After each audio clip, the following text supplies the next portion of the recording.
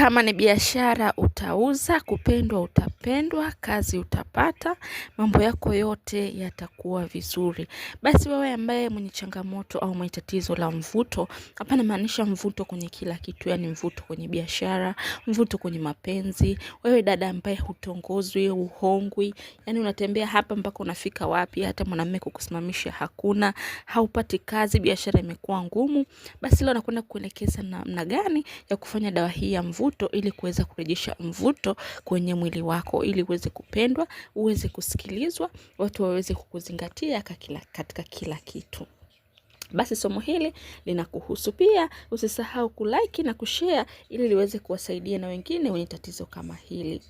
Lakini na wewe ambaye ni mgeni kwenye channel hii pia usisahau kubonyeza neno subscribe ili wa kwanza kuona kila tutakapokuwa tunaposti somo jipya katika akaunti hii. Basi na moja kwa moja tunakwenda kwenye somo letu sasa la leo la dawa hii ya mvuto, ambayo itakwenda kurejesha mvuto kwenye mwili wako, ambao utakwenda kufanya mambo yako yote yaanze kwenda vizuri. Kama ni biashara yako itashamiri, mambo yako yote yatafunguka. Na hivi ndivyo vifaa ambavyo utatakiwa kwenda kuvitafuta kwa ajili ya kufanya zoezi letu hili. Kwanza kabisa utahitajika kuwa na majivu. Nadhani watu wote tunayafahamu majivu. Majivu ni yale ambayo kwenye mkaa au kwenye kuni mtu utakapomaliza kupika yale yanayobaki yale majivu.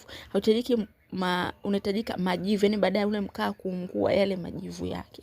Ndio yanatakayohitajika kwenye kufanya dawa hii. Na hayatahitajika majivu mengi, kiasi kama kijiko kimoja tu. Ndipo yatakayohitajika kwenye kwenda kufanya dawa hii.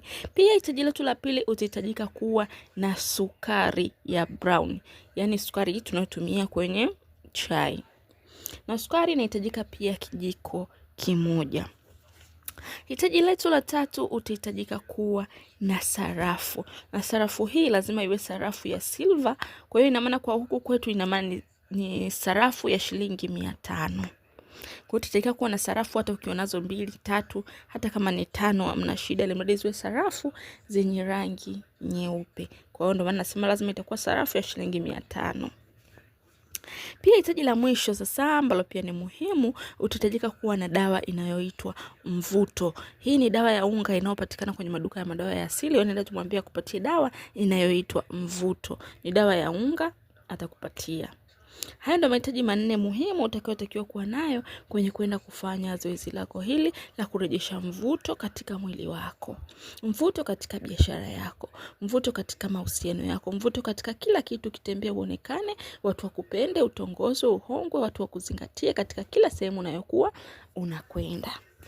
Basi baada ya kukusanya mahitaji yako yote hayo, utakachotakiwa kufuata, utatakiwa uandae ndoo yako yenye maji ya kuoga. Hakikisha maji hayo ni maji masafi kabisa. Ikiwa maji ya mvua inakuwa ni bora zaidi, au maji ya kisima inakuwa ni vizuri zaidi, ila ukikosa unaweza kutumia tu maji haya ya kawaida. Hakikisha maji hayo hakuna mtu yote aliyedumbukiza mkono wake. Inaonyesha kwamba hayo maji masafi kabisa. Basi baada ya kuwa umeshaandaa maji yako, utatakiwa kuchukua kile kijiko chako cha majivu, utachanganya kwenye yale maji. Utachukua sukari yako, utachanganya kwenye yale maji. Pia utachukua zile sarafu zako za shilingi 500, utazidumbukiza kwenye yale maji. Na dawa ya mwisho utachukua ile dawa yako ya mvuto, nayo kiasi kidogo tu, nayo utachanganya kwenye yale maji. Na hakikisha unapokuwa unachanganya hivi vitu katika maji, unakuwa unanuia. Kwa maana nachanganya vitu hivi na kwenda kuogea haya maji kwa ajili ya kupata mvuto katika biashara yangu, au mvuto katika mahusiano, au mvuto katika kazi, au mvuto katika, unanuia jinsi vile ambavyo unataka mwenyewe, shida yako mwenyewe ya mvuto. Unataka mvuto wa kitu gani? Unataka mvuto ukusaidie nini? Unataka mvuto upendwe? Unataka mvuto utongozwe? Ni wewe mwenyewe tu sasa katika manuizi yako ndio utaongezea. Kwa hiyo nuia vizuri, changanya yale maji yako vizuri ambayo umeshachanganya dawa zako, na maji hayo unatakiwa uoge. Masharti kuoga dawa hii, inabidi uoge asubuhi kabla jua halijatoka. Yani inamaanisha kwamba inabidi iwe mapema. Si unaoga mchana jua linawaka, hapana. Dawa inabidi uoge mapema asubuhi kabla jua halijachomoza, yani jua likichomoza tayari una mvuto wako kwenye mwili wako. Pia inabidi usioge chooni. Dawa hii haiogewi chooni.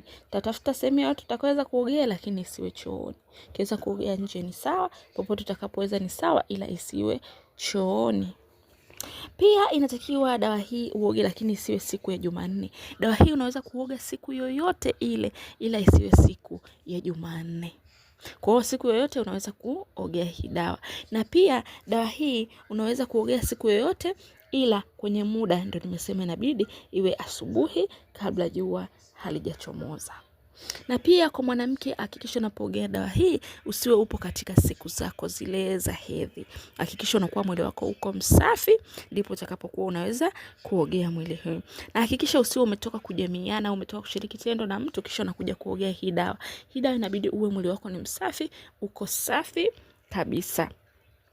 Na pia hii dawa unaweza kuogea mara kwa mara mpaka pale utakapoona mambo yako yamekuwa mazuri, mpaka pale utakapoona matokeo, umeona kabisa, umeona mambo yako yameanza kufunguka. Kama ni biashara, kwa haina masharti kwamba sio ogea siku ngapi, hapana. Wewe unaweza kuoga leo ukakaa hoja kuoga na mwezi ujao. Yaani hakikisha unaoga mara kwa mara mpaka ukishika kabisa mvuto wako ule wa kupendwa, kusikilizwa, umekaa mahali pake.